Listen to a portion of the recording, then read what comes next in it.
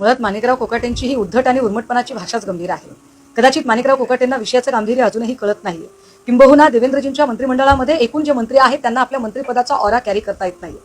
नितेश राणे मंत्री असूनही जी बालिश आणि अत्यंत समाजात दुही पसरवणारी विधानं करतात, किंवा शिरसाट सारखा अत्यंत उद्धट आणि इतका रॅश वागणारा माणूस मंत्रिपदावर असतो, आणि माणिकराव कोकाटे आता कहर करतात. आणि या सगळ्यांच्या उपर ह्यांची जी भाषा आहे की आम्ही काही विनयभंग केला की बलात्कार केला. माणिकराव, मला आपल्याला इतिहास सांगावा लागेल का?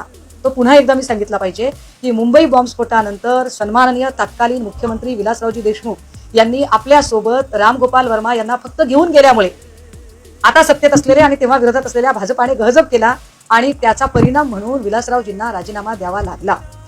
राजकीय व्यक्ती किंवा लोकप्रतिनिधींचे वर्तन व्यवहार कुठे आणि कसे असतात हे फार महत्वाचं आहे.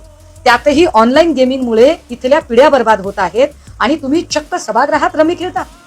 ज्या सभागृहातल्या कामकाजासाठी पर सेकंद 4700 रुपये खर्च होतात, हे पैसे माणिकराव तुमच्या खिशातले जात नाही. हे पैसे महाराष्ट्राच्या जनतेने जी घरपट्टी, पाणीपट्टी, रोड टॅक्स, टोल टॅक्स आणि अनगिनत प्रकारचे टॅक्स भरले त्यांच्या टॅक्सचे पैसे आहेत. या पैशातनं लोकांच्या प्रश्नांवर चर्चा होण्यासाठी अधिवेशन आहे, ना की तुमच्यासारख्या लोकांना रमी खेळण्यासाठी. आणि यावर जर तुमचं म्हणणं असेल की नाही मी तुम्हाला कोर्टात खेचतो, तर आम्हाला कोर्टात नंतर खेचा.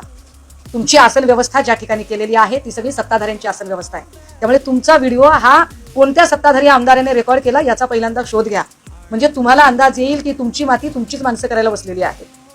राहिला प्रश्न आमचा, तर आमच्याकडे आत्ता पहिला 12 सेकंदाचा, त्यानंतर आजचा 24 सेकंदाचा, याच्या पुढचेही वेगवेगळ्या कृती करतानाचे आपले व्हिडिओ आमच्याकडे आहेत. ते काढायला भाग पाडू नका. सन्मानानं एक डिग्निफाईड एक्झिट घ्या, बरं राहील तुमच्यासाठी.